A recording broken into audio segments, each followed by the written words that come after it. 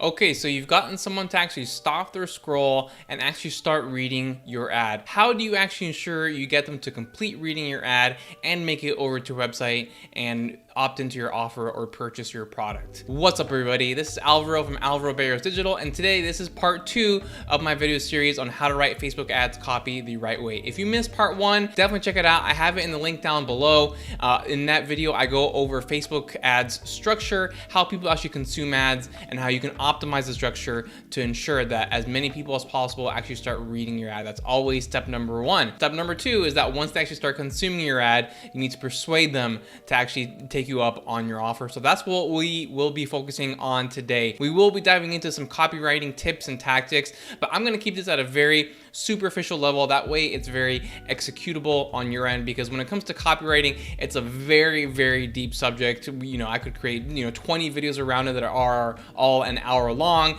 So we're only going to scratch the surface here because I want to make sure you can take this information and start acting upon it right away. One quick disclaimer though before I get going is that I personally do not consider myself to be a copywriter. Even though I study copywriting and do copywriting within my line of work, it's not something that I do every single day. And as a matter of fact, it's not what people pay me specifically to do. People pay me to run Facebook ads for them. Yes, my team and I, we do write ads and all that kind of stuff. But again, I don't consider myself to be a copywriter in any way, shape, or form. So I just wanted to give you that quick caveat right there, just in case you want to disregard anything I say. That's totally okay. I won't be offended. But also at the same time, I do also want to claim that my team and I, we create a lot of ads for a lot of clients and we find a lot of success. So this is based on real world data that I actually see day in and day out. So now that that's out of the way, let's go ahead and dive right into copywriting tips and tactics. So last week we talked about giving people a good Z experience. Again, if you didn't see the video, definitely check it out in the link below. But once you give people that good Z experience, that's only step number 1. Step number 2 is to actually make sure that they consume the ad. So in order to get people to actually consume your ad, they have to really relate to your ad.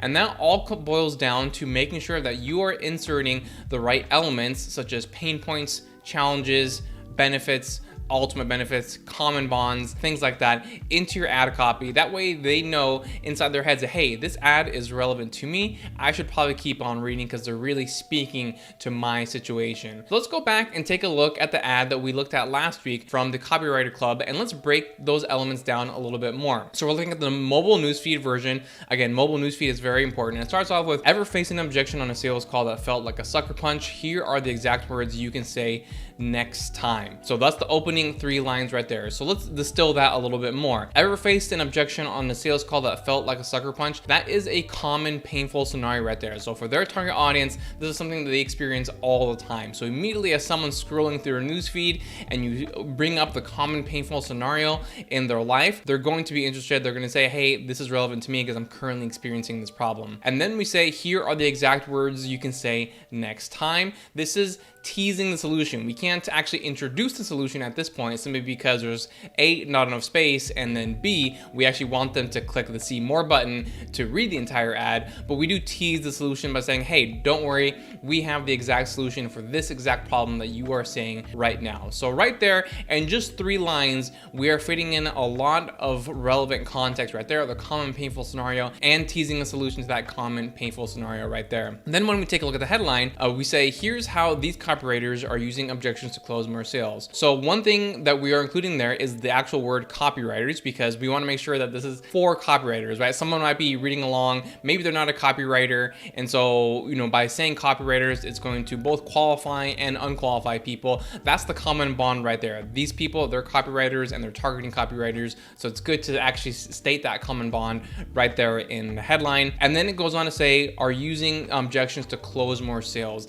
That's the benefit right there, right? Because what are we all leading into right here, right? We're talking about this common painful scenario, we're teasing a solution. Why does any of that matter? Why should anyone care about this? And they should care about this simply because it is leading to what goal they are ultimately seeking, which is getting more sales. So in a small amount of space right here, right? 3 lines for the top of the copy and then a very short headline, but we're fitting in a lot of information here, providing a lot of context that's going to get people interested, and they're going to want to read the rest of the ad. So once they click on that see more button and start scrolling through your ad, there's a couple things that you want to keep in mind. First and foremost, you actually want to make sure that your ad is skimmable. This means not creating giant paragraphs. Even if it's quote unquote grammatically correct to have a very large paragraph, don't do that, right? Because again, this is mobile newsfeed, and if people see a giant paragraph in their mobile newsfeed, it's going to be very difficult to read, very difficult to skim, and then they're going to go away. So you're going to notice that these examples that I've been providing, the copy is broken up. That way it's very easy to read on mobile.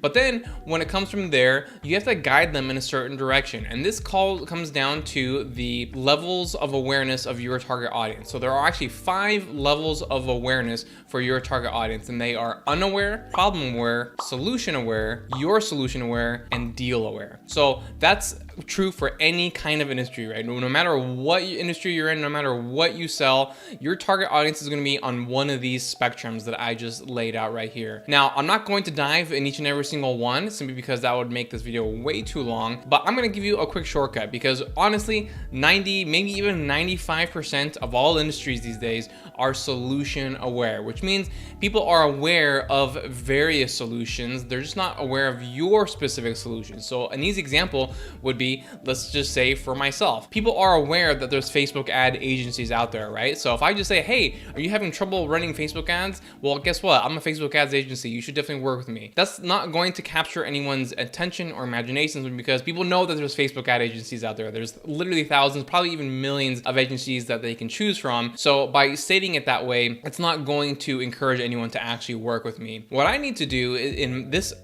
specific scenario that I'm laying out right here is I need to lay out what's different about my agency versus other Facebook ad agencies. So I would say something like, hey, most Facebook ad agencies are more focused on the specific buttons and optimizations that you press inside of Facebook Ads Manager. And while those are important, they're honestly very minuscule in terms of the importance of messaging. Superior messaging is what wins the day. Better messaging will have better performance than better optimization settings inside of Facebook Ads Manager. So right there, I'm automatically setting myself apart. I'm saying, hey, all these other agencies, they're focused on this thing over here, but the more important aspect actually is messaging, and that's what my team and I are focusing on. So I'm automatically separating myself out and telling them why my solution is different from all the other similar solutions out there. And so that's really what you want to be doing with your copy as well. Like I said, the vast majority of industries are in this solution aware category. So if you're not making a strong statement as to why your solution is different and why your solution is better,